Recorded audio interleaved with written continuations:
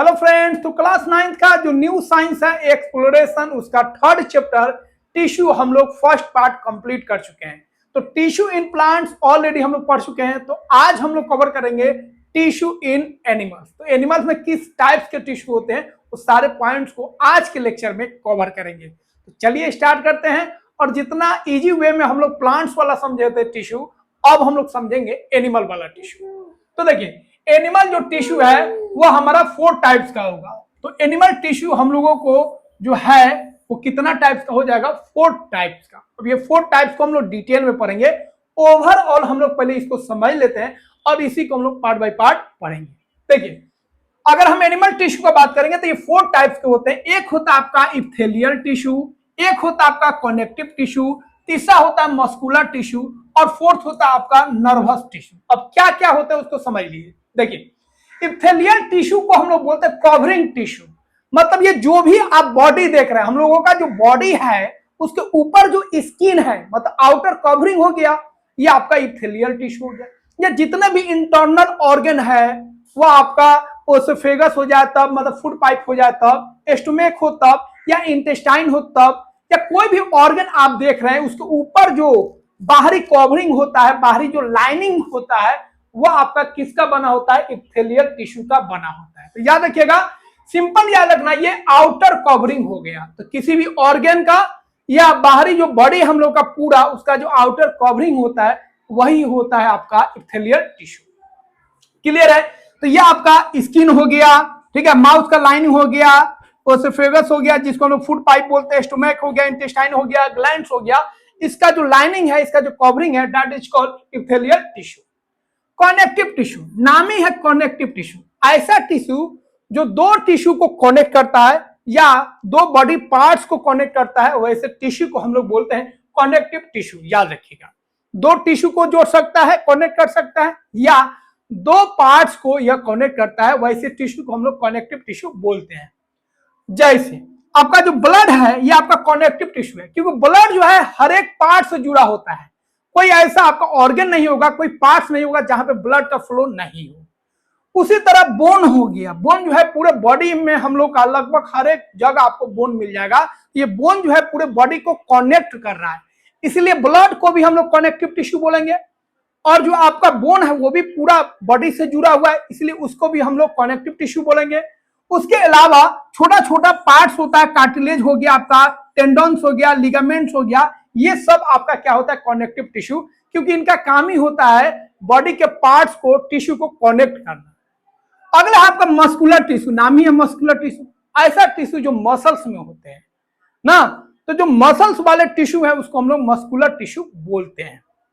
अब internal organ में जो मसल्स है उसमें भी हो सकते हैं, ये बाहर जो हम लोगों के बॉडी जो दिख रहा है उसमें जो मसल्स होंगे उसमें भी ये होते हैं। अगला आपका नर्वस टिश्यू, नाम ही है नर्वस टिश्यू। मतलब ऐसा टिश्यू जो नर्वस सिस्टम में हो, जो ब्रेन में टिश्यू है और जो टिश्यू आपके स्पाइनल कॉर्ड में है, ऐसे टिश्यू को हम लोग बोलते हैं नर्वस टिश्यू। क्योंकि इनका काम ही होता है पूरे बॉडी को कंट्रोल करना, मैसेज को रिसीव करना, उसको रिस्पॉन्स करना, उसको प्रोसेस करना, ये सारा काम आपका किसका? Nervous tissue. जैसे किसी गर्म चीज को छुएगा, हाथ पीछे खींच लेते हैं, क्या बोलना है, क्या करना है, ये जो भी दिमाग से हम लोग फंक्शन करते हैं उस सब के लिए रिस्पॉन्सिबल कौन है? Nervous tissue. और मसल्स में जितना भी होगा मस्कुलर टिश्यू। बॉडी में जहां जहां कनेक्शन होगा टिश्यू और पार्ट्स के बीच में, तो कनेक्टिव टिश्यू। और बॉडी का जो भी लेयर है या इंटरनल ऑर्गन का जो ऊपर वाला लेयर है, that is called epithelial tissue. इसको ध्यान रखिएगा। अब एक एक करके हम लोग डिटेल में पढ़ते हैं। तो फ्रेंड्स, बहुत दिल से आपको पढ़ाते हैं। एनसीईआरटी का एक एक पॉइंट्स, एक एक कॉन्सेप्ट हम चाहते हैं आपको समझा दें।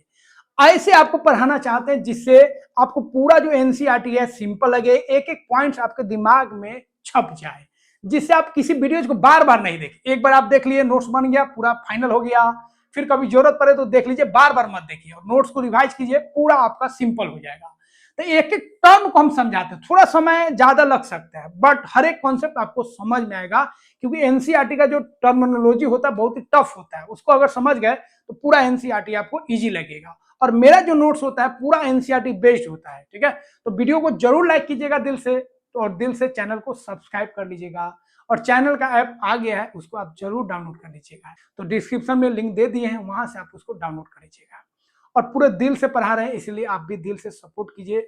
और चैनल का जो यूट्यूब चैनल है मेरा, उसका मेंबरशिप भी आप ज्वाइन कर सकते हैं, ओनली 29 रुपीज। केवल आप 29 रुपीज देकर मेंबरशिप भी ले लीजिएगा, तो हमको भी अच्छा लगेगा, थोड़ा सपोर्ट हो जाएगा। ठीक है, तो दिल से आपको पढ़ा रहे हैं, इसलिए दिल से आप भी सपोर्ट कीजिए, ताकि हम भी मोटिवेट हो सके और आपके लिए और बेस्ट कर सके। अब हम लोग बात करेंगे एथिलियल टिश्यू। एथिलियल टिश्यू क्या होता है? तो देखिए, एनिमल जो टिश्यू होता है उसका फर्स्ट टाइप है आपका एपिथेलियल टिश्यू। इसका नाम है कवरिंग टिश्यू। मतलब जो आपका इंटरनल ऑर्गन जो होता है उसका जो लेयर बनता है इसी से बनता है, या आउटर जो कवरिंग होता है हम लोगों का बॉडी का, मतलब जो स्किन होता है वो भी इसी का बनता है। तो ये बॉडी को या बॉडी के ऑर्गन को क्या करता है, यह एक लेयर देता है। और यह जो लेयर होता है बहुत सारा काम करता है। जैसे यह जो लेयर होता है प्रोटेक्शन का काम करता है, जर्म्स को नहीं आने देता है, वाटर को लॉस होने नहीं देता है। अगर हम स्मॉल इंटेस्टाइन में बात करेंगे तो यह जो आपका एपिथेलियल टिश्यू है, यह आपका एब्जॉर्प्शन का काम करता है, फूड को, मिनरल को और वाटर को एब्जॉर्ब करता है। तीसरा, अगर हम सलेवरी ग्लैंड्स में बात करेंगे, स्टोमक में बात करेंगे, तो जहां पे एंजाइम रिलीज होता है, सलाइवा रिलीज होता है, बहुत सारे ग्लैंड्स में यह क्या करता है, चीजों को, जो इंपोर्टेंट चीज है उसको वो बनाता भी है और सीक्रेट भी करता है, रिलीज भी करता है। जैसे यह सलेवरी ग्लैंड्स में होता है, वहां से वो सलाइवा को बनाता है और रिलीज करता है, एंजाइम्स को बनाता है और रिलीज करता है। तो ये स्टोमक में भी होता है और यह स्मॉल इंटेस्टाइन में भी होता है। ठीक है, तो इसका काम आपका सेक्रेशन का भी होता है, मतलब प्रोड्यूस भी करेगा और मटेरियल को सेक्रेट भी करेगा। अगला है आपका डिफ्यूजन ऑफ सब्सटेंस, या गैस एक्सचेंज में भी हेल्प करता है। जो हमारे बॉडी में ऑक्सीजन आता है, कार्बन डाइऑक्साइड रिलीज होता है, इसमें भी यही टिश्यू आपका एपिथेलियल टिश्यू ही वर्क करता है। तो ये आपका पूरा प्रेजेंट हो गया, याद रखिएगा। एक तो स्किन में होगा, माउथ में होगा, लंग्स में, ब्लड वेसल, जितना भी इंटरनल ऑर्गन है सब में आपको एपिथेलियल टिश्यू होगा। उसका एक लेयर होगा ना, एक कवरिंग होगा ना, इसलिए सब जगह आपको प्रेजेंट होगा। माउथ में भी होगा, लंग्स में, ब्लड वेसल, इंटेस्टाइन, स्टोमक, सब में आपको दिख जाएगा। अब हम लोग इसके टाइप्स को पढ़ेंगे। तो अब हम लोग बात करेंगे types of epithelial tissue. Epithelial tissue जो होता है उसका टाइप्स कितना होता है, एकदम सिंपल है, सिंपल वे में आपको याद आ जाएगा, क्योंकि इसके नाम से ही इसका काम आपको समझ में आ जाएगा। चलिए स्टार्ट करते हैं। पहला आपका टाइप्स है एक्सचेंज एपिथेलियम टिश्यू, दूसरा है आपका प्रोटेक्टिव एपिथेलियम टिश्यू, तीसरा आपका सेक्रेटरी एपिथेलियम टिश्यू, चौथा आपका सेंसरी एपिथेलियम टिश्यू, और पांचवा है आपका एब्जॉर्बेटिव एपिथेलियम टिश्यू। फर्स्ट वाला को देखिए, नाम ही एक्सचेंज एपिथेलियम टिश्यू, मतलब इसका काम होता है गैस को एक्सचेंज करना।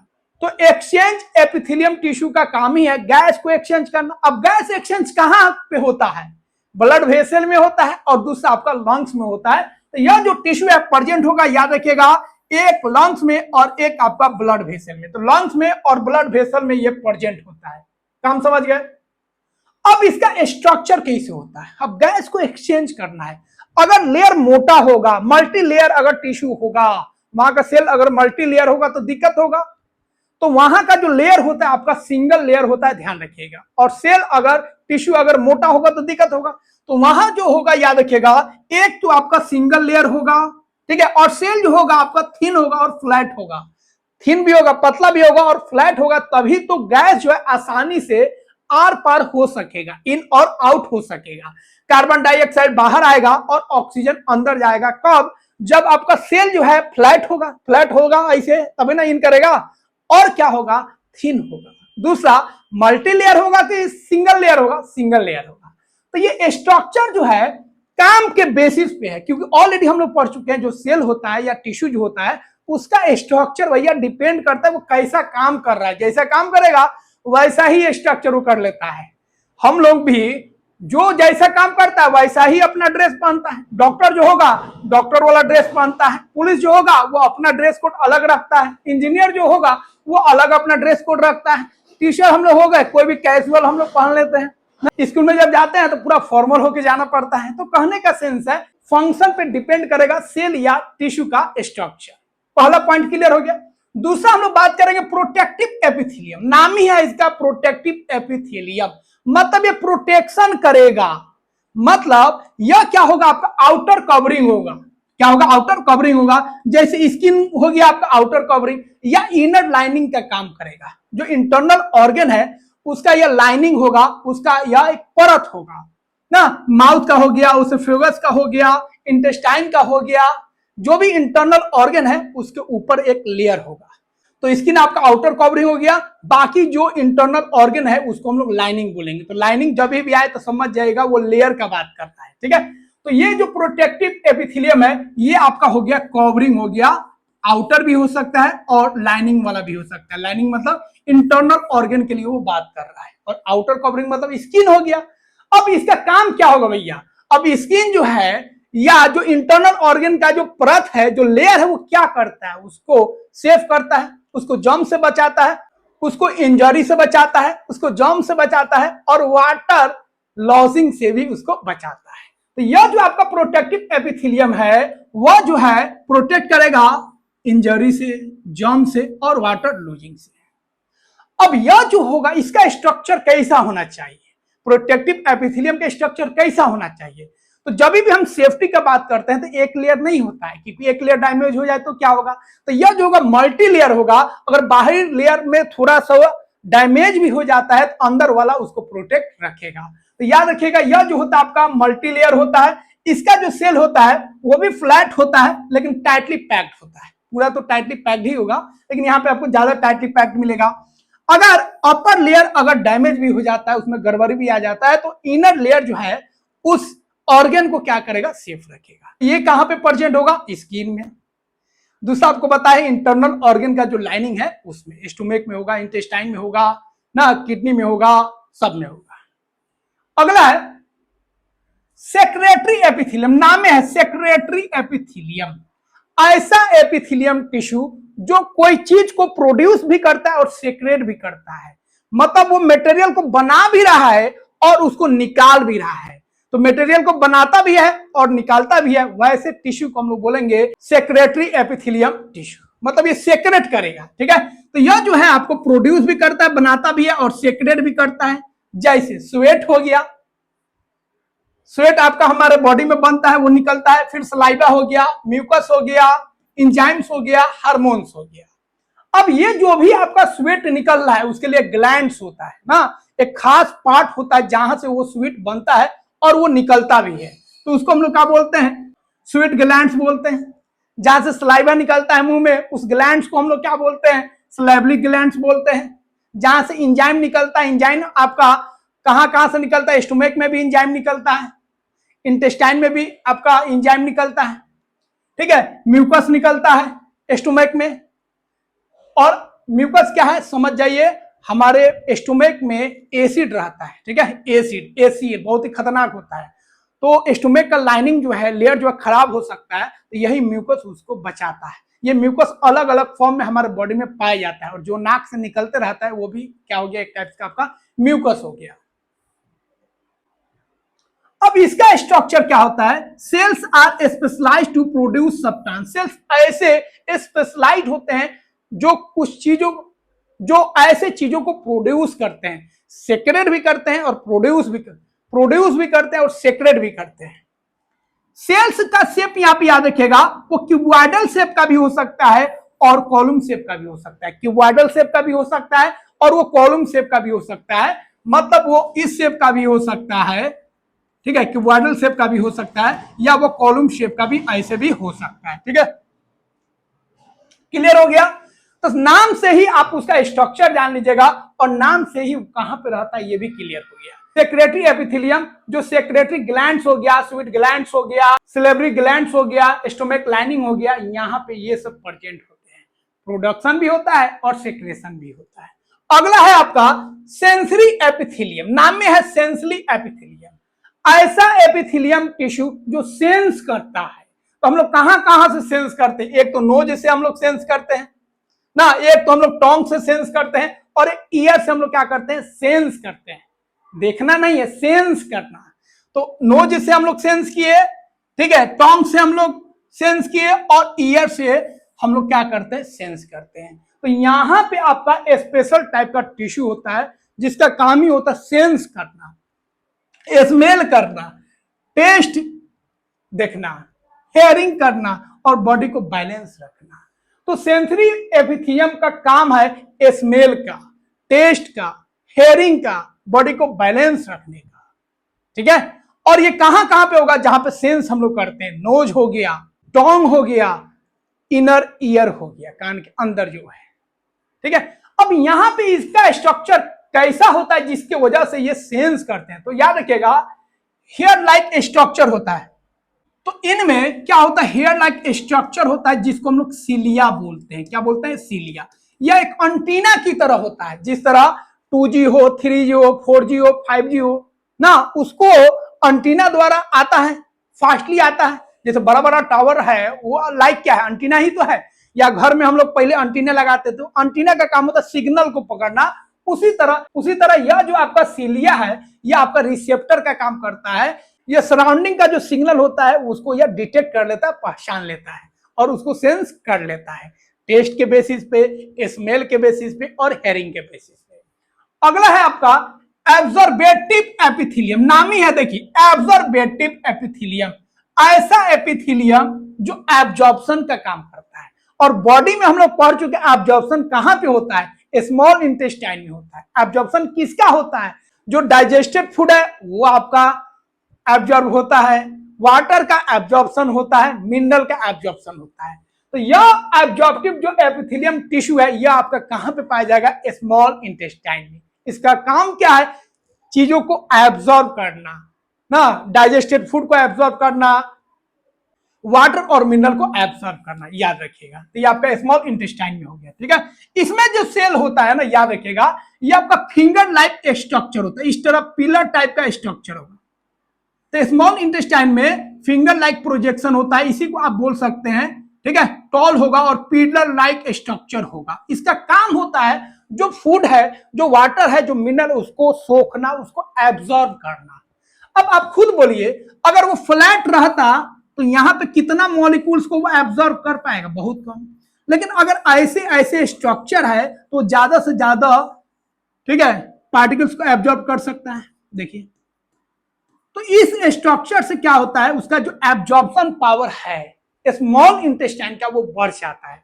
तो याद रखिएगा, यह जो स्मॉल टाइप का या फिंगर लाइक जो प्रोजेक्शन देख रहे हैं, पिलर लाइक स्ट्रक्चर जो देख रहे हैं, ये छोटे छोटे स्ट्रक्चर को हम लोग बोलते हैं, याद रखिएगा, विली। क्या बोलते हैं? विली। ये बहुत छोटे होते हैं, इसीलिए इसको माइक्रोविली भी बोलते हैं। क्या बोलते हैं? माइक्रोविली। इनका काम होता है एब्जॉर्प्शन।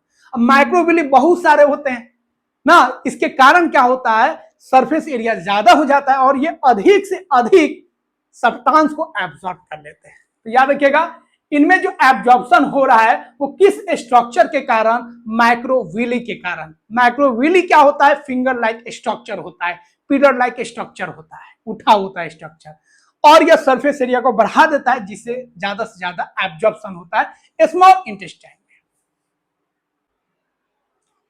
तो यहां पे हम लोग एपिथेलियल टिश्यू क्या होता है और उसके टाइप्स क्या क्या होता है, सारा पॉइंट्स क्लियर हो गया। अब अगला हम लोग टिश्यू समझेंगे, animal tissue, that is connective tissue. लेकिन नाम पे यहां पे आपको ध्यान में रखना है। जैसे लोग बोलता है ना, नाम में क्या रखा है, तो यहाँ पे नाम में बहुत सारा चीज रखा है ना। कहीं कहीं पे नाम जो होता है बहुत ज्यादा मतलब रखता है। तो यहाँ पे आप देखिए, नाम ही है कनेक्टिव टिश्यू, मतलब ऐसा टिश्यू जो दो टिश्यू को जोड़ता है, दो टिश्यू को ज्वाइन करता है या दो ऑर्गेन को ज्वाइन करता है, उसको हम लोग बोलेंगे कनेक्टिव टिश्यू। तो ऐसा टिश्यू जो दो टिश्यू को कनेक्ट करे या दो बॉडी के पार्ट्स को कनेक्ट करे, that is called connective tissue. अब ध्यान दीजिए, हमारे बॉडी में कहां कहां कनेक्शन है। पहला आपको पता चलेगा ब्लड। ब्लड जो है एक ऐसा टिश्यू है जो हर एक पार्ट से कनेक्टेड है।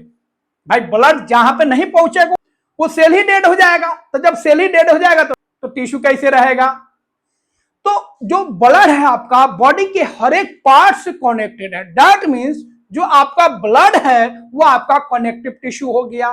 दूसरा ध्यान दीजिए, अगर हम बात करेंगे ब्लड के बाद कौन ऐसा चीज है जो पूरे बॉडी से आपका कनेक्टेड है, तो वो आपका क्या है? बोन। बोन यहाँ पे भी है, यहाँ पे भी है, यहाँ पे भी है, यहाँ पे भी है, हर एक जगह बोन है। तो बोन आपका क्या होगा? Connective tissue. तीसरा बात करेंगे, जब जहां पे मुड़ाव होता है, जैसे यहां पे ये चीज मुड़ रहा है, मतलब यहां पे भी तो कोई चीज होगा जो यहां से यहां ज्वाइन करेगा। तो यहां से यहां एक हड्डी भी होता है, एक बोन भी होता है जो इसको जोड़ता है, एक मसल्स भी होता है जो हड्डी को, बोन को और मसल्स को जोड़ता है। तो ये जो आपका मसल्स जोड़ रहा है, ये जो आपका बोन जोड़ रहा है, बोन बोन को जोड़ रहा है, मसल्स बोन और मसल्स को जोड़ रहा है, तो ये भी आपका क्या हो गया, कनेक्टिव टिश्यू हो गया। उसी तरह तो ये सारा आपका क्या है, कनेक्टिव टिश्यू। तो सिंपल क्लियर हो गया, ऐसा टिश्यू जो बॉडी पार्ट्स को, दो टिश्यू को कनेक्ट करता है और पूरे बॉडी को सपोर्ट करता है, वैसे टिश्यू को हम लोग बोलेंगे कनेक्टिव टिश्यू। कनेक्शन भी कर रहा है और सपोर्ट भी कर रहा है। अगर यहाँ पे कनेक्शन नहीं रहेगा तो फिर हम हाथ ये नहीं उठा पाएंगे। तो कनेक्शन भी है और सपोर्ट भी है, तो ये दो काम करता है, कनेक्ट भी करता है और सपोर्ट का भी काम करता है। जैसे ब्लड हो गया आपका कनेक्टिव टिश्यू, बोन हो गया आपका कनेक्टिव टिश्यू, कार्टिलेज, कार्टिलेज का सिंपल मतलब याद रखिएगा, नरम हड्डी, सॉफ्ट हड्डी। तो सॉफ्ट हड्डी कहां पे है, सॉफ्ट बोन कहां पे है, कान पर। ये जो आपका हड्डी है ये क्या है, सॉफ्ट है। यहाँ का जो हड्डी है, ये वाला जो हड्डी है आपका नोज वाला, ये भी सॉफ्ट है। तो यहाँ पे ये जो आपका बोन है, ये जो हड्डी है आपका, उसको कार्टिलेज बोलेंगे। तो कार्टिलेज मतलब सिंपल याद रखिएगा, सॉफ्ट बोन, सॉफ्ट बोन। ये बॉडी के और भी पार्ट्स में होता है, लेकिन ये कनेक्शन का काम करता है, ये चीजों को जोड़ता है। अगला आपका टेंडन, ये जो होता है, ये याद रखिएगा, टेंडन का काम होता है, यह मसल्स और बोन को जोड़ता है। मसल्स और बोन को जो टिश्यू जोड़ता है, that tissue is called tendon. अगला है आपका लिगामेंट, ये भी आपका कनेक्टिव टिश्यू है।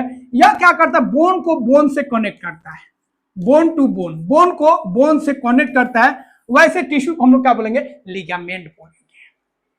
अब थोड़ा सा आप समझ लीजिए, बॉडी को अगर ध्यान से देखिएगा ना, तो बहुत जगह आपको कनेक्शन मिलेगा, बहुत जगह आपको कनेक्शन मिलेगा। ठीक है, यहां पे कनेक्शन है, यहां पे कनेक्शन है, यहां पे कनेक्शन है, यहां पे कनेक्शन है, यहां पे कनेक्शन है, हर जगह आपको कनेक्शन मिलेगा। और जहां जहां कनेक्शन होगा वहां पे आपको टेंडन मिल जाएगा, वहां पे आपको लिगामेंट मिल जाएगा। अब चलिए इसको हम लोग खूब डिटेल में पढ़ते हैं। तो यहाँ पे एक क्वेश्चन है, ब्लड को हम लोग कनेक्टिव टिश्यू क्यों बोलते हैं भैया?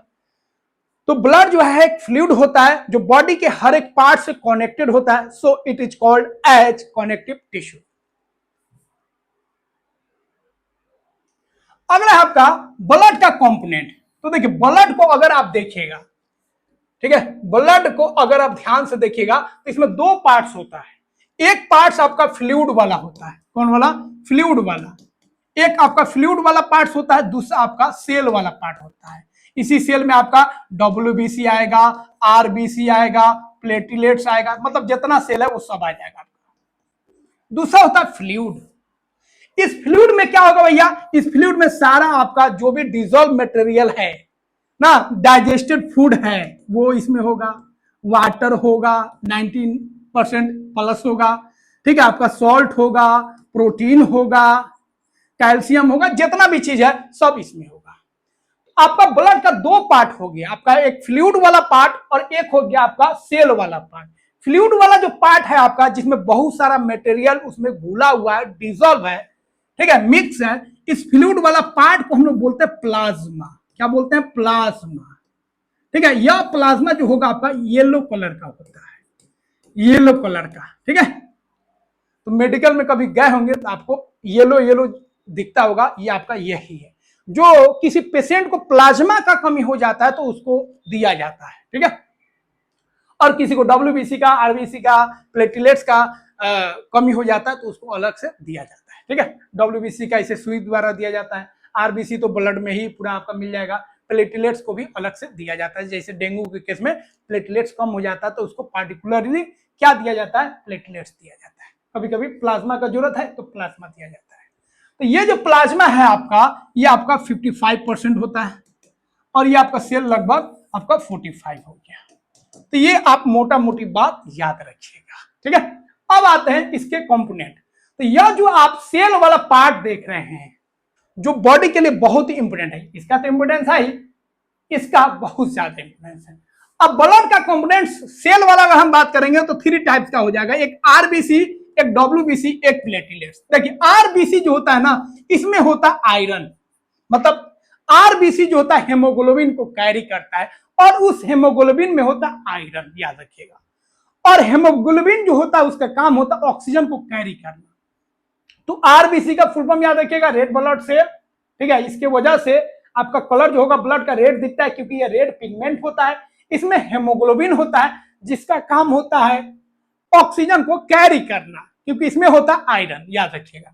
इसीलिए जब एक्सीडेंट ये सब हो जाता है तो ब्लड जब ज्यादा निकल जाता है या किसी कारण जब ब्लड बॉडी से ज्यादा निकल जाएगा तो आयरन का कमी हो जाएगा। अब ऑक्सीजन को अट्रैक्ट करने के लिए तो आयरन है नहीं, इसीलिए उसको ऑक्सीजन एक्सटर्नल दिया जाता है ताकि उसको एटमॉस्फेयर से ऑक्सीजन खींचने में दिक्कत ना हो। डायरेक्ट उसको ऑक्सीजन सिलेंडर वाला मास्क लगा दिया जाता है, ठीक है। तो ये कैरी ऑक्सीजन करता है। इसके अंदर हेमोग्लोबिन होता है जो होता है आपका आयरन रिच प्रोटीन होता है, ठीक है। और आरबीसी का जो लाइफ है आपका याद रखिएगा 4 मंथ्स होता है। इसीलिए बहुत सारे लोग जो होंगे देखिएगा साल में 1 बार या 2 बार ब्लड को डोनेट करते रहते हैं, क्योंकि ब्लड एक ऐसा चीज है जो हमारे बॉडी में ही बन सकता है, उसको हम लोग बाहरी चीजों से नहीं बना सकते हैं। वो जब भी देगा एक कोई लिविंग बॉडीज ही देगा। इसीलिए बहुत सारे क्रिटिकल कंडीशन में जब ब्लड का जरूरत होता है तो वो किसी न किसी बॉडी से ही लिया जाता है, किसी न किसी पर्सन से ही लिया जाता है, क्योंकि उसको हम लोग नहीं बना सकते हैं।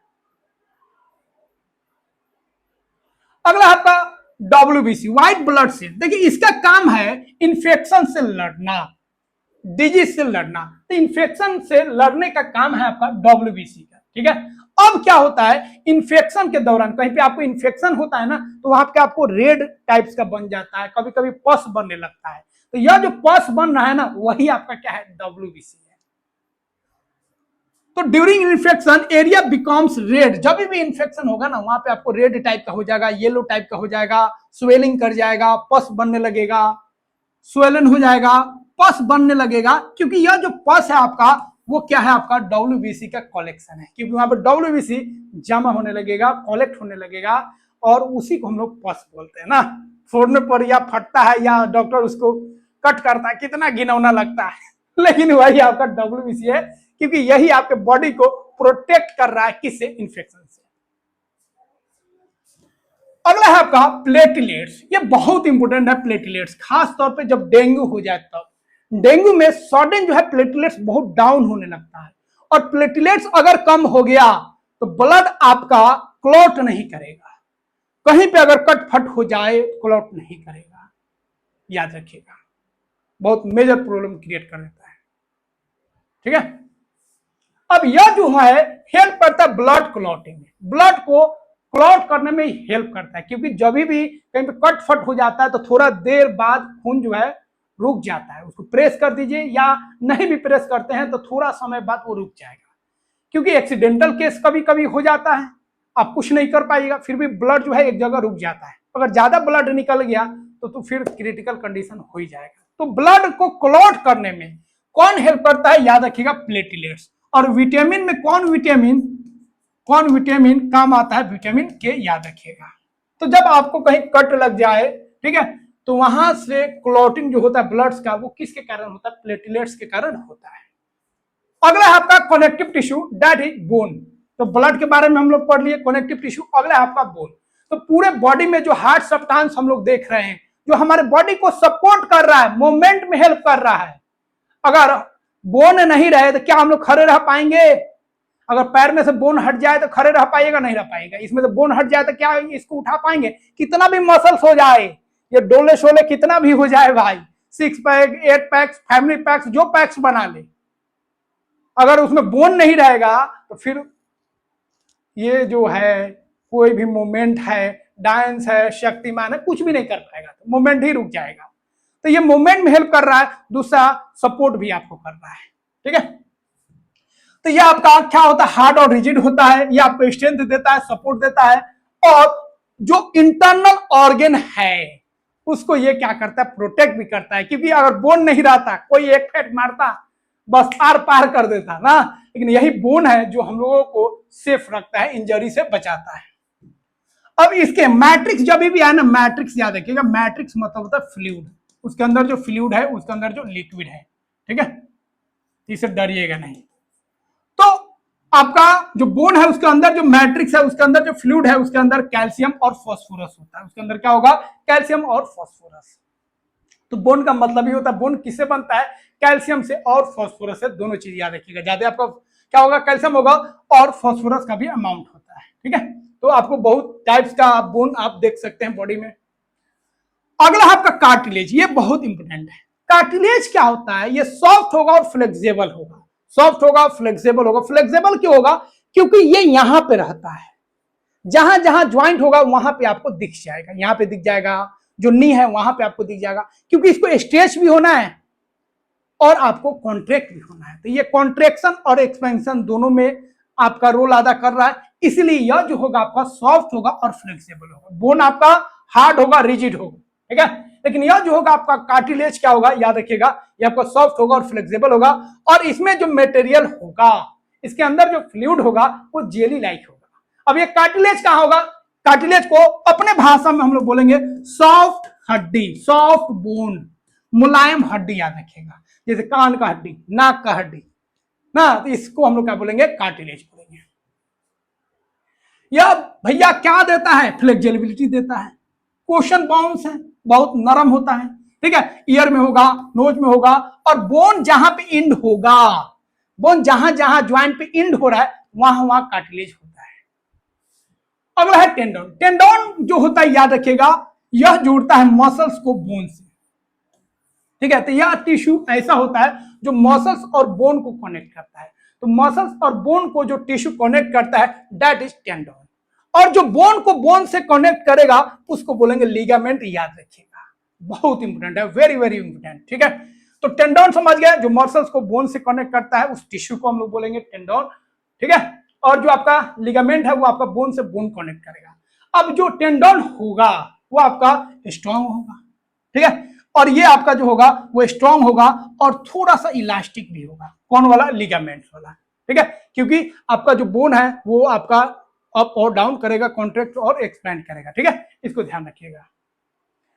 यहां पे आप देख लीजिए, ये आपका हो गया बोन, ये क्या हो गया? बोन। और ये बोन और ये बोन को ये जो कनेक्ट कर रहा है, दैट इज कॉल्ड लिगामेंट।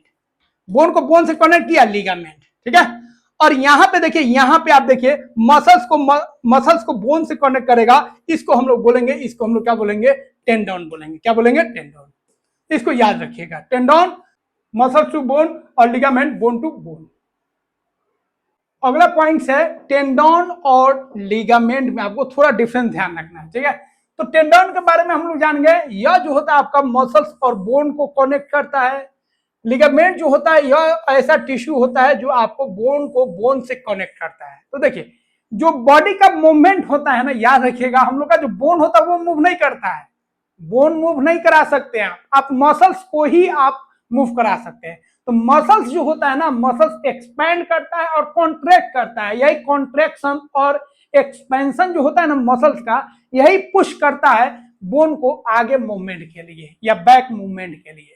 तो हमारे बॉडी में जो भी मूवमेंट हो रहा है, not due to bones but due to movement of muscles. Muscles का ही मूवमेंट किसको पुश करता है? बोन को पुश करता है। ध्यान रखिएगा। तो यहाँ पे आपका टेंडन जो है, देखिए मसल्स जुड़ा हुआ है बोन से, तो यहाँ पे आपको हेल्प करेगा मूवमेंट में, लेकिन यहाँ पे आपको मूवमेंट में हेल्प नहीं करेगा, ये स्टेबल रखेगा। इसको उठाना है, ऐसे करना है, इसको ऐसे करने में कौन हेल्प कर रहा है? आपका टेंडन हेल्प कर रहा है। ठीक है, लेकिन यह जो आपका ज्वाइंट है, यह जो लिगामेंट है, ये दोनों को ज्वाइंट करके रखा है। अगर लिगामेंट नहीं होगा तो ये आपका जो है ऐसे स्टेबल नहीं होगा, नीचे ही रह जाएगा। ठीक है, अगला आपका ब्लड और बोन में, बोन भी आपका कनेक्टिव टिश्यू है और ब्लड भी आपका कनेक्टिव टिश्यू है। तो डिफरेंस क्या है? तो ब्लड आपका क्या है? फ्लूइड है, और बोन जो है आपका हार्ड है। ठीक है, ब्लड के अंदर जो आपका मैट्रिक्स है, जो फ्लूइड है वो आपका वाटरी है, और इसके अंदर जो आपका फ्लूइड है वो आपका क्या है? रिजिड है। ब्लड का बात करेंगे तो ब्लड का जो काम है ट्रांसपोर्ट का काम है, जबकि बोन का काम क्या है भैया? सपोर्ट और प्रोटेक्शन। ये ऑर्गन को प्रोटेक्ट करता है और उनको सपोर्ट देता है। अब हम लोग बात करेंगे types of movement in our body. हमारे बॉडी में किस तरह का मूवमेंट होता है ना? तो आप बोलेगा रनिंग कर रहे हैं, जंपिंग कर रहे हैं, बैठ रहे हैं, उठ रहे हैं, डांस कर रहे हैं, ये सब क्या आपका मूवमेंट है। लेकिन ये तो आपको एक्सटर्नल मूवमेंट है। तो हमारे बॉडी में दो तरह का मूवमेंट होता है, एक एक्सटर्नल जैसे हाथ ऊपर किए, बैठे, खेले, कूदे, राइटिंग कर रहे हैं, जंपिंग कर रहे हैं, हगिंग कर रहे हैं, दिस दैट, ये सारा आपका क्या होगा, मूवमेंट हो गया। लेकिन ये एक्सटर्नल मूवमेंट है। हमारे बॉडी के अंदर जो आपका इंटरनल ऑर्गन होते हैं उनमें भी मूवमेंट होता है। जब फूड आप लेते हैं, जो डाइजेशन पूरा प्रोसेस होता है, उस डाइजेशन प्रोसेस में पूरा ओसेफेगस से लेकर, टोंग से लेकर, टीथ से लेकर, स्मॉल इंटेस्टाइन से लेकर, स्टोमक से लेकर हर एक ऑर्गन में मूवमेंट होता है। वो मूवमेंट आपका बहुत धीरे धीरे होता है, ठीक है। और वो अगर मूवमेंट नहीं हो तो फूड यहां से लेकर उस लार्ज इंटेस्टाइन तक नहीं पहुंच पाएगा। तो इंटरनल जो ऑर्गन है उसके मूवमेंट के कारण ये फूड का पूरा डाइजेशन हो रहा है। जो हार्ट है वो आपका रुका हुआ नहीं है, उसमें भी मूवमेंट वो भी कॉन्ट्रैक्ट और एक्सपैंड कर रहा है। जो आपका लंग्स है वो भी तो मूवमेंट कर रहा है ना। लंग्स में जब एयर जा रहा है तो एक्सपैंड कर जा रहा है, जब एयर आउट हो रहा है तो वो रिलैक्स हो जा रहा है। तो बॉडी के अंदर भी जो इंटरनल ऑर्गन है उसमें भी मूवमेंट है। अब यहाँ पे दो तरह का मूवमेंट है। एक्सटर्नल मूवमेंट जो है, जंपिंग, रनिंग, ठीक है, हैंड्स अप, हैंड्स डाउन, नील डाउन, ये जितना भी मूवमेंट है ये हमारे कंट्रोल में है। तो मूवमेंट आपका बॉडी का दो तरह का हो गया, एक एक्सटर्नल और एक इंटरनल। एक्सटर्नल जो मूवमेंट है वो हमारे कंट्रोल में है, ये हमारे विलिंग से कंट्रोल होगा, ठीक है। जब चाहे इसको करे, तब चाहे नहीं करे, ठीक है। दौड़ना है दौड़ो, नहीं दौड़ना है मत दौड़ो, हैंड्स अप करना करो, नहीं करना है मत करो। तो ये जितना भी मूवमेंट है एक्सटर्नल, ये हमारे कंट्रोल में है। लेकिन जो इंटरनल ऑर्गन का मूवमेंट है वो हमारे कंट्रोल में नहीं है, हमारे विलिंग से नहीं होगा, हमारे कंट्रोल में नहीं है, वो ऑटोमेटिक होगा। जैसे हार्ट जो बीट हो रहा है, जो दिल धड़क रहा है,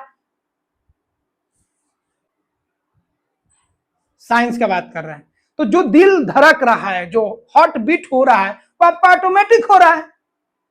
कभी ज्यादा हो जाता है, कभी कम हो जाता है, वो भी आपके कंट्रोल में नहीं है। जो स्टोमक का, जो इंटेस्टाइन का जो मूवमेंट हो रहा है, अपने आप हो रहा है। तो इंटरनल ऑर्गन का जो मूवमेंट हो रहा है ना, वो ऑटोमेटिक हो रहा है, आप उसको कंट्रोल नहीं कर सकते हैं। तो जो मूवमेंट हमारे कंट्रोल में है, जो एक्सटर्नल है, उसको हम लोग वॉलेंट्री मूवमेंट बोलेंगे। और जो हमारे कंट्रोल में नहीं है, जो इंटरनल ऑर्गन में हो रहा है, ऑटोमेटिक हो रहा है, वो हमारे विलिंग से नहीं हो रहा है, उसको हम लोग बोलेंगे इनवॉलंटरी मूवमेंट बोलेंगे। तो क्लियर हो गया, एक हो गया आपका वॉलंटरी मूवमेंट जो हमारे कंट्रोल में है, एक हो गया आपका इनवॉलंटरी मूवमेंट जो ऑटोमेटिक होता है, ठीक है। तो वॉलंटरी मूवमेंट जो होगा वो हमारे विश से होगा, हमारे विलिंग से होगा, या हमारे कंट्रोल में होता है, ठीक है। और ये बॉडी के मूवमेंट में हेल्प करता है, कोई काम करते हैं उसमें करता है, रनिंग, डांसिंग, सिंगिंग, ये सब किससे होता है भैया, ये सब वॉलंटरी मूवमेंट होता है, ठीक है। अब वॉलंटरी मूवमेंट में याद रखिएगा, जो मसल्स हम लोग यूज करते हैं उस मसल्स को हम लोग बोलेंगे, क्या बोलेंगे, स्केलेटल मसल्स। क्योंकि यह जो मसल्स है आपका स्केलेटल से जुड़ा है, बोन्स से जुड़ा हुआ है। तो बोन से जो मसल जुड़ते हैं उसको हम लोग स्केलेटल मसल्स बोलते हैं। तो ये मसल्स जो भी हैं आपके बॉडी में, ऊपर जो दिख रहे हैं, पैर में हो या यहाँ पे हो या यहाँ पे हो, ये सारा मसल जो है बोन से कनेक्टेड है, इसीलिए इसको हम लोग स्केलेटल मसल्स बोलेंगे, ठीक है। वॉलंटरी मूवमेंट जो होगा वो किसके कारण होगा, किस मसल्स के कारण होगा, स्केलेटल मसल्स के कारण होगा, ठीक है। और ये कहां पे होता है, बोन से अटैच होता है, ये मसल्स ध्यान रखिएगा। अब वॉलंटरी जो मसल्स है आपका, और ये स्केलेटल मसल जो है उनका शेप कैसा होगा, तो लॉन्ग होगा। क्योंकि इनको क्या होना है, हम बोले ना टिश्यू या सेल का स्ट्रक्चर डिफाइन करेगा उसका काम। तो इस मसल्स को क्या होना है, एक्सपैंड होना है, कॉन्ट्रैक्ट होना है, एक्सपैंड होना है, कॉन्ट्रैक्ट होना है। अब यहां पे आप टच कीजिए और देखिए, ये नीचे वाला स्ट्रेच हुआ, नीचे वाला आपका ऐसे गया, ये वाला ऐसे आ रहा है। तो एक जो मसल्स है आपका ऐसे जाएगा और एक मसल्स ऐसे आएगा, ये आगे पुश करेगा, ये पीछे पुश करेगा, तब जाके ये आपका हाथ का मूवमेंट हो रहा है, इस बोन का मूवमेंट हो रहा है। तो ये जो आपका मूवमेंट हो रहा है याद रखिएगा।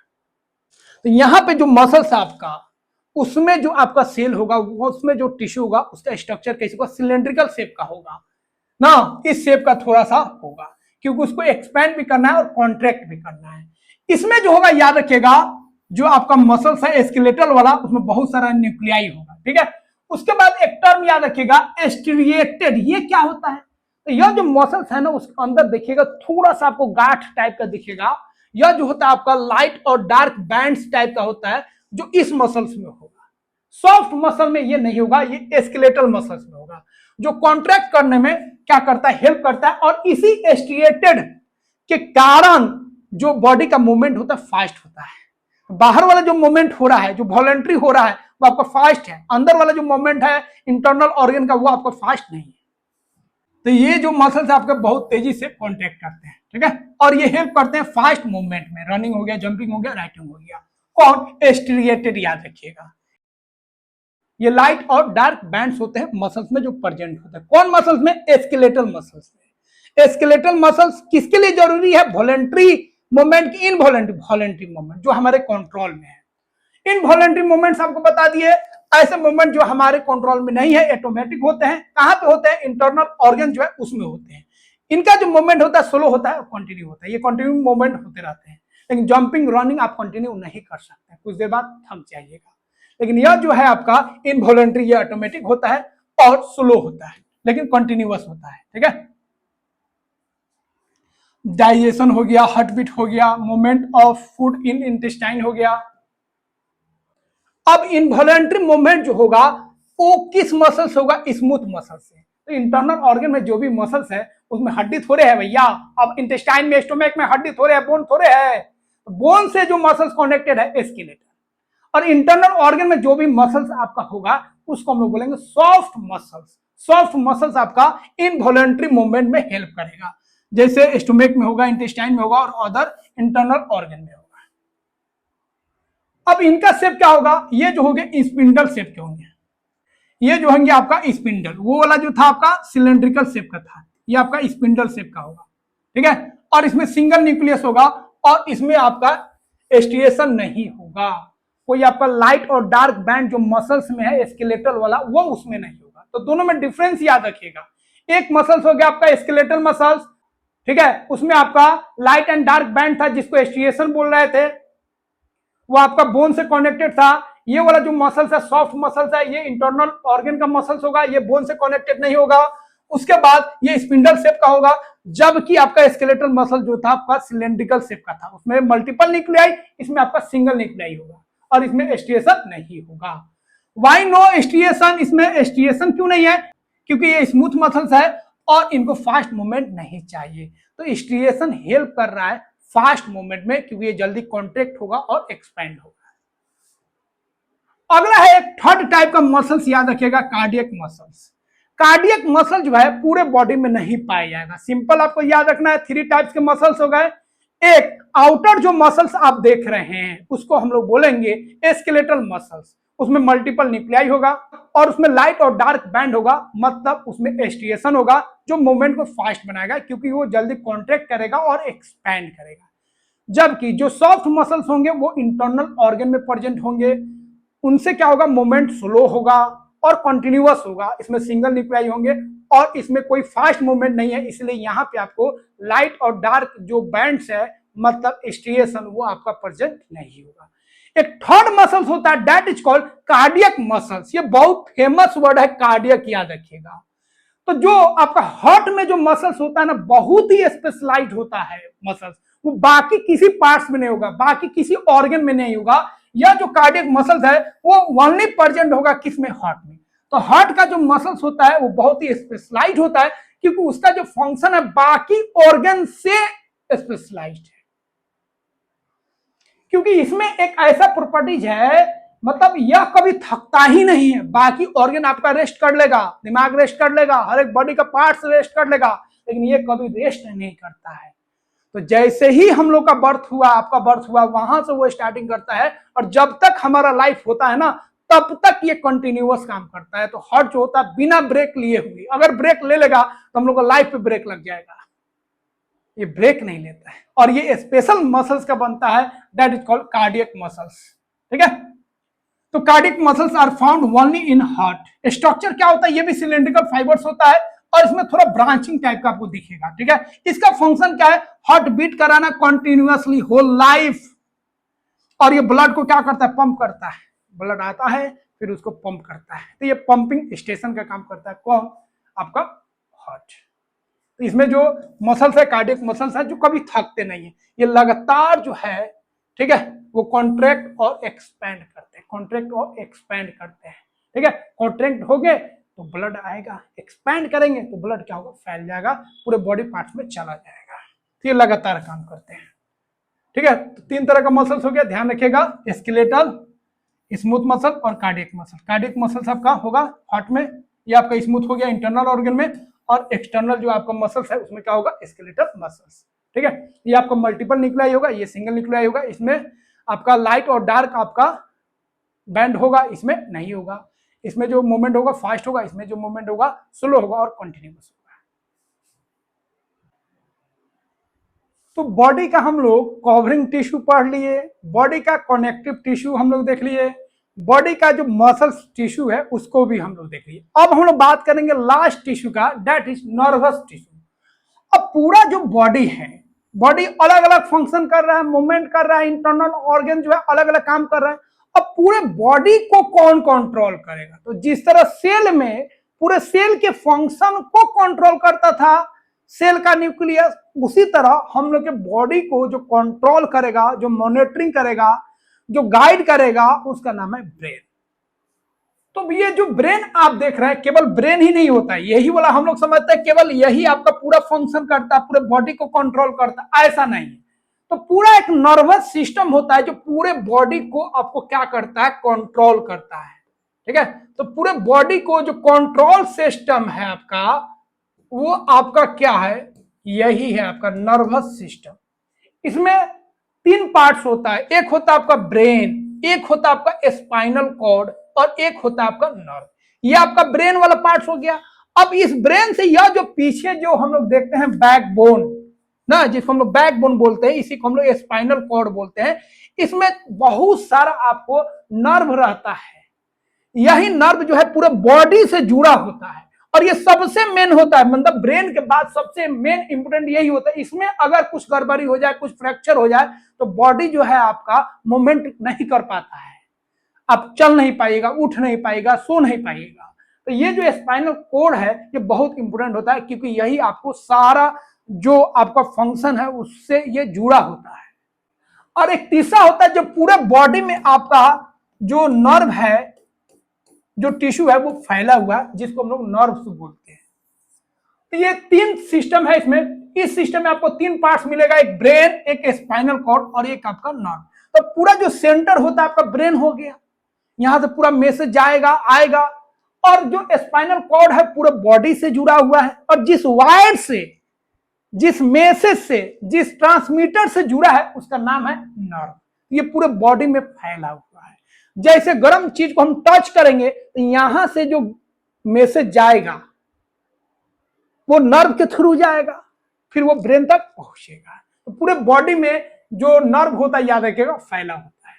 तो हम लोगों का जो बॉडी है चीजों को क्या करता है, सेंस करता है, फिर वो मैसेज सेंड करता है, मतलब पूरा रिस्पॉन्स का काम कौन करता है, यही आपका नर्वस सिस्टम। कोई चीज अगर गर्म है तो हम लोग क्या करते हैं, हाथ को पीछे खींच लेते हैं। तो यह जो पूरा कंट्रोलिंग आ रहा है किसके वजह से, नर्वस सिस्टम के वजह से। क्या बोलना है, क्या नहीं करना है, ठीक है, हम लोग जो भी चीज सोच रहे हैं, जो भी कर रहे हैं, ये सब कौन कंट्रोल कर रहा है, आपका नर्वस सिस्टम। अब ब्रेन का जो है आपका बहुत सारा काम है, यह कंट्रोल का काम करता है, कम्युनिकेशन का काम करता है, और पूरे बॉडी को कोऑर्डिनेट करके रखता है, जोड़ के रखता है। तो ब्रेन का फंक्शन सिंपल हो गया, यह बॉडी की एक्टिविटीज को कंट्रोल करता है, उसको गाइड करता है, इंस्ट्रक्शन देता है, मेमोरी को स्टोर करता है, और पूरे बॉडी को जो भी ऑर्गन्स है उसको कोऑर्डिनेट करके रखता है। कहीं पे गड़बड़ी हो तो उसको वो ठीक करता है। ठीक है,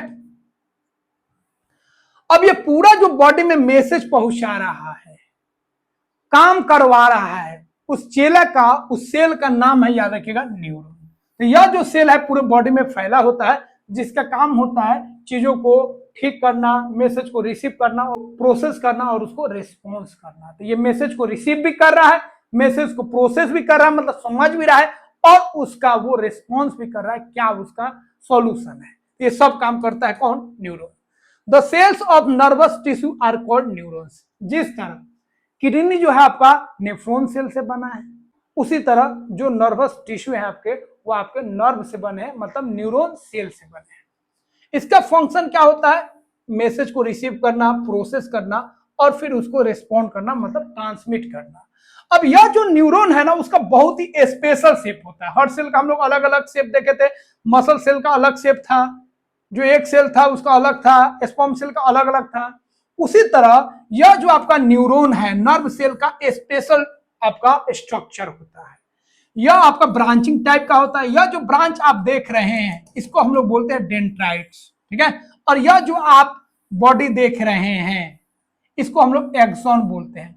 और एक्सॉन का लास्ट वाला ये पॉइंट जो देख रहे हैं इसको हम लोग एक्सॉन टर्मिनल बोलते हैं। और बीच में यह जो आप सेंटर देख रहे हैं जहां पे न्यूक्लियस है, इसको न्यूक्लियस बोलते हैं। और ये पूरे सेंटर को हम लोग सेल बॉडी बोलते हैं। ये ब्रांचिंग वाला पार्ट आपका डेंड्राइट्स हो गया, बीच वाला बॉडी आपका सेल बॉडी हो गया, उसके अंदर न्यूक्लियस हो गया, ये आपका एक्सॉन वाला पार्ट हो गया।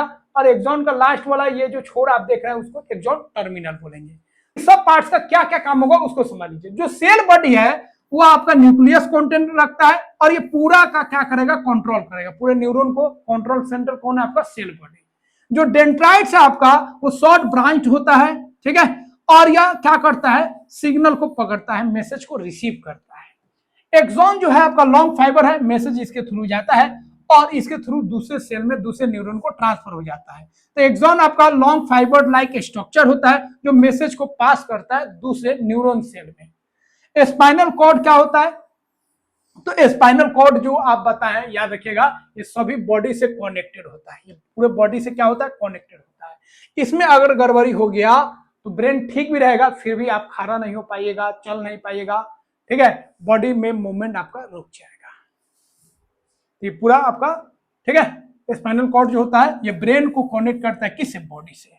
तो ब्रेन और बॉडी का कनेक्शन ही टूट जाएगा तो बॉडी तक मैसेज ही नहीं जाएगा, तो बॉडी आपका फंक्शन नहीं कर पाएगा।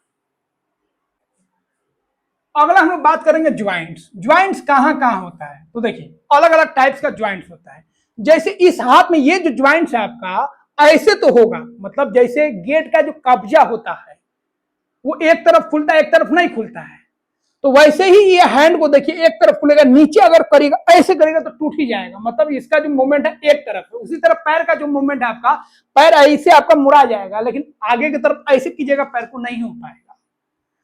तो ऐसे मूवमेंट को हम लोग बोलते हैं, याद रखिएगा, हिंज ज्वाइंट। ऐसा ज्वाइंट जो एक तरफ है, एक ही तरफ ये ज्वाइंट खुलता है एक तरफ नहीं खुलेगा, तो एल्बो हो गया या नी हो गया, यह जो है आपका हिंज की तरह है। तो डोर का जो हिंज होता है उसके तरह वर्क करता है, एक तरफ खुलेगा और एक तरफ नहीं खुलेगा, ठीक है। तो बेंडिंग एंड स्ट्रेटिंग, ये आपका बेंड होगा, ऐसे फोल्ड होगा और ये स्ट्रेटिंग हो जाएगा, सीधा हो जाएगा, इसमें कोई सर्कुलर मोशन नहीं होगा। अगला आप देखिए हेड को देखिए। यह जो आपका हेड है इसको हम लोग कैसे घुमा सकते हैं, ऐसे घुमा सकते हैं और ऐसे घुमा सकते हैं, मतलब एक पॉइंट पे ये लेफ्ट और राइट हो सकता है। ऐसे भी आप कर सकते हैं या ऐसे कर सकते हैं, आप इसको 360 पे नहीं घुमा सकते हैं। तो हेड में जो मूवमेंट होगा उसको हम लोग बोलते हैं, नेक में जो मूवमेंट होगा उसको पाइवोट ज्वाइंट बोलते हैं। पाइवोट ज्वाइंट बोलते हैं जो नेक में आपका मूवमेंट होता है, ठीक है। वन बोन जो है रोटेट्स होगा, अराउंड होगा अनदर, एक जो होगा आपका घूमेगा ऐसे, अप और डाउन, लेफ्ट और राइट, 360 पे नहीं घूमेगा, ठीक है। तो ये आपका साइड टू साइड मूवमेंट होगा और अप और डाउन मूवमेंट होगा।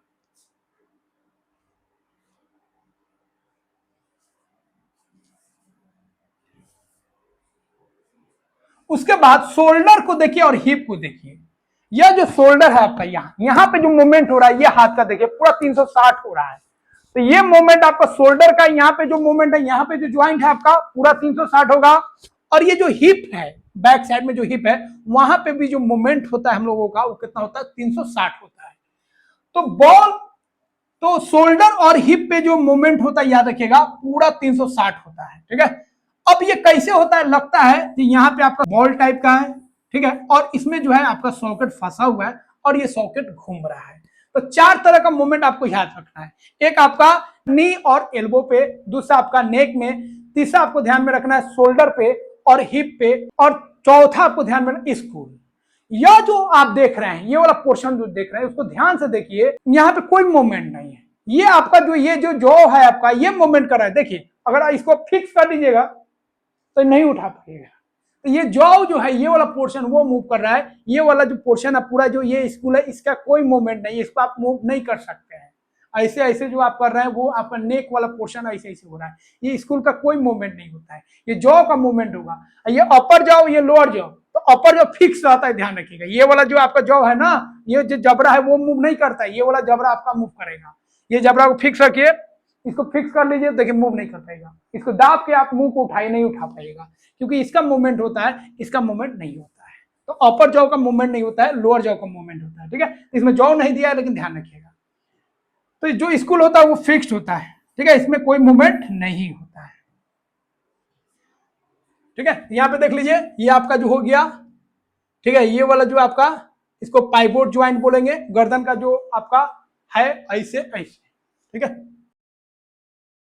तो नेक वाला जो ज्वाइंट है वहां पे जो मूवमेंट होगा पाइवोट ज्वाइंट होगा, याद रखिएगा, ऐसे ऐसे होगा। दूसरा जो है आपका शोल्डर हो या हिप हो, वहां पे आपका बॉल और सॉकेट की तरफ होगा, पूरा रोटेशन होगा, 360 डिग्री होगा।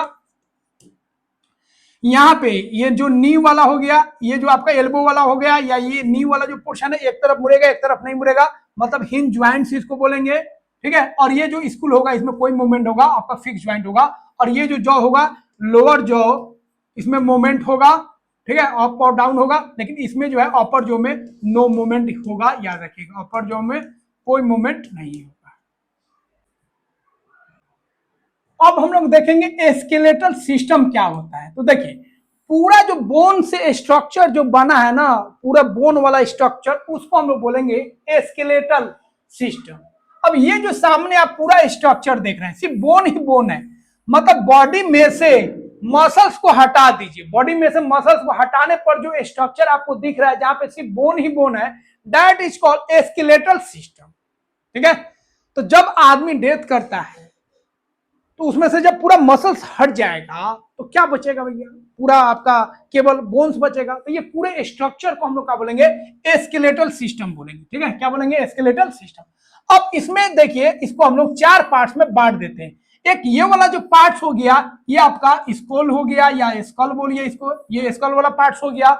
ये वाला जो आप पार्ट्स देख रहे हैं, जो पूरे इंटरनल ऑर्गन को सेफ रखता है, हार्ट को सेफ रखता है, मतलब जिसको छाती का बाती हम लोग बोलते हैं, चेस्ट वाला जो एरिया है, ये आपका हो गया, ठीक है, रिब केज, ठीक है, ये केज की तरह होता है और ये रिब से बनता है, मतलब 40 से बनता है। दूसरा हो गया। तीसरा हो गया पीछे वाला जो आप देख रहे हैं बैकबोन, जिसको हम लोग स्पाइनल कॉर्ड बोलते हैं, ये वाला पार्ट हो गया। और चौथा पार्ट देखिए, ये जो आप हैंड का और लेग्स का, ये जो आप हड्डी देख रहे हैं, पूरा ये जो हड्डी देख रहे हैं, ये आपका हो गया लिम्स हो गया, लिम्स। ये 4 पार्ट्स होता है पूरे स्केलेटल सिस्टम का। तो यह स्केलेटल सिस्टम जो होता है पूरे बॉडी का एक स्ट्रक्चर देता है। अगर ये नहीं रहेगा तो बॉडी का स्ट्रक्चर हो ही नहीं पाएगा, केवल मसल से थोड़े हो पाएगा। तो इस बोन में मसल्स होता है, तो बॉडी का स्ट्रक्चर यही दे रहा है, बॉडी को सपोर्ट यही दे रहा है, ठीक है। तो पूरा स्केलेटल सिस्टम जो होता है पूरे बोन्स का यह फ्रेमवर्क होता है, और ये पूरे बॉडी का स्ट्रक्चर देता है, स्ट्रेंथ देता है, शेप देता है, और ये इंटरनल ऑर्गन को क्या करता है, सेफ रखता है, प्रोटेक्शन देता है, ठीक है। क्यों, मसल्स तो हेल्प करेगा, लेकिन मसल्स तो आगे नहीं ना जाएगा, जो जाएगा बोन ही तो आगे जाएगा, इसको ध्यान रखिएगा। मेन पार्ट्स इसमें स्कल हो गया, वर्टेब्रल कॉलम हो गया, जिसको बैकबोन बोलेंगे, रिब केज हो गया जो चेस्ट वाला इलाका है, और चौथा आपका लेग्स और आपका हैंड का बोन्स हो गया, जिसको हम लोग लिम्स बोलेंगे। अब स्कल का काम क्या है, यह जो स्कल है ना, इसी में आपका क्या है, ब्रेन है, आईज है, ईयर्स है, ये सारा इसी में।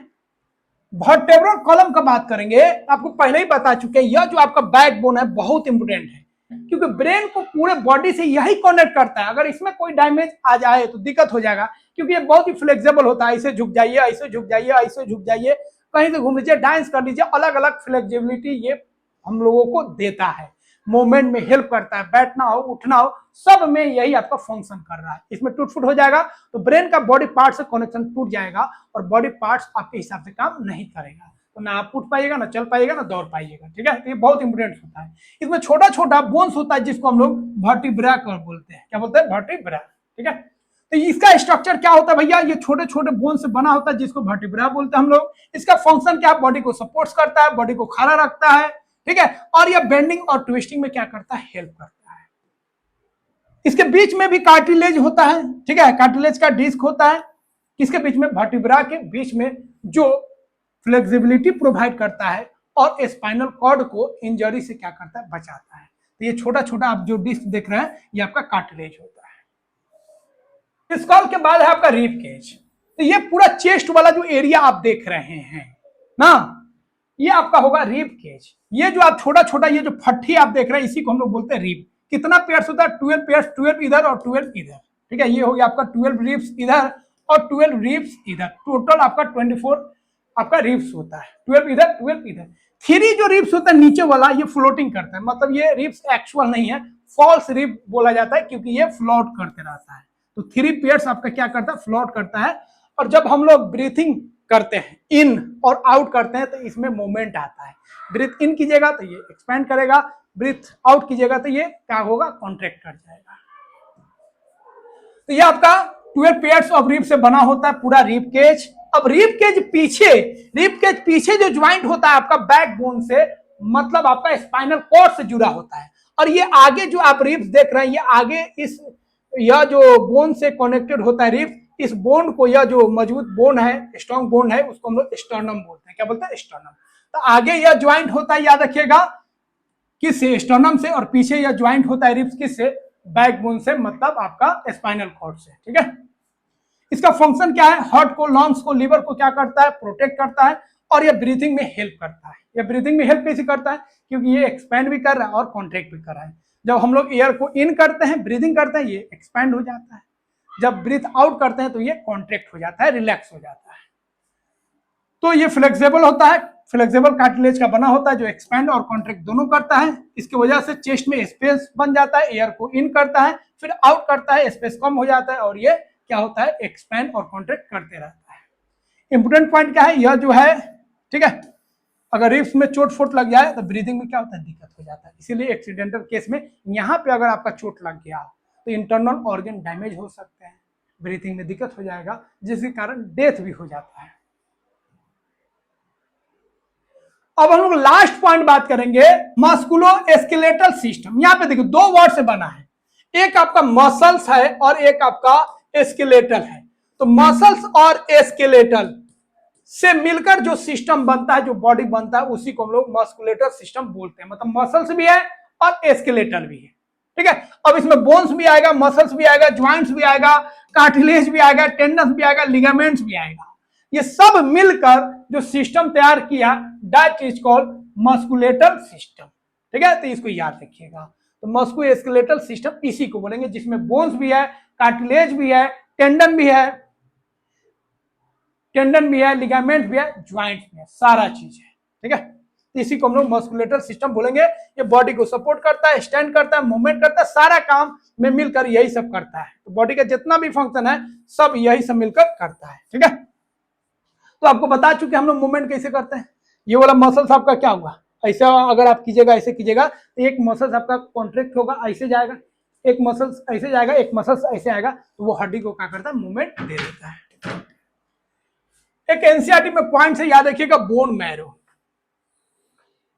बोन मैरो, तो यहां पे ये बैक वाला जो पोर्शन आप देखते हैं ना, मतलब जो हिप है, हिप से थोड़ा सा ऊपर कमर वाला जो एरिया है बैक वाला, वहां पे एक हड्डी होता है जिसको बोलते हैं बोन मैरो। ये बोन मैरो बहुत इंपोर्टेंट होता है क्योंकि यहीं पे पूरा आपका ब्लड बनता है। तो ब्लड जो बनता है ना, ब्लड फैक्ट्री आपका यही है, बोन मैरो। इसी बोन में आपका क्या बनता है, ब्लड बनता है। ये बहुत इंपोर्टेंट है। कभी कभी क्या होता है, जैसे कैंसर हो गया ना, ब्लड कैंसर हो गया आपका, ल्यूकेमिया जिसको हम लोग बोलते हैं, वहां पे बोन मैरो में आपका बोन मैरो डैमेज हो जाता है, खराब हो जाता है। वहां पे आपका जो आपका आरबीसी है या डब्ल्यूबीसी है बहुत फास्ट बनने लगता है। तो ब्लड कैंसर में ये खराब हो जाता है। तो इसमें हम लोग क्या करते हैं, बोन मैरो को ट्रांसप्लांट कर लेते हैं, मतलब दूसरे से बोन मैरो को ले लेते हैं। उस बोन मैरो में क्या होता है, स्टेम सेल होता है, मतलब सबसे मेन सेल होता है जो डिवीजन में इन्वॉल्व होता है। तो स्टेम सेल चेंज होने से क्या होता है, उसका जो डब्ल्यूबीसी खराब हो चुका था, जो सही से डब्ल्यूबीसी नहीं बन रहा था, बहुत एबनॉर्मल रेट से बन रहा था, फास्ट बन रहा था, उसको वह नॉर्मल कर देता है। तो नया स्टेम सेल आने से, ठीक है, उसका जो ब्लड कैंसर वाला प्रॉब्लम है वो ठीक होने लगता है।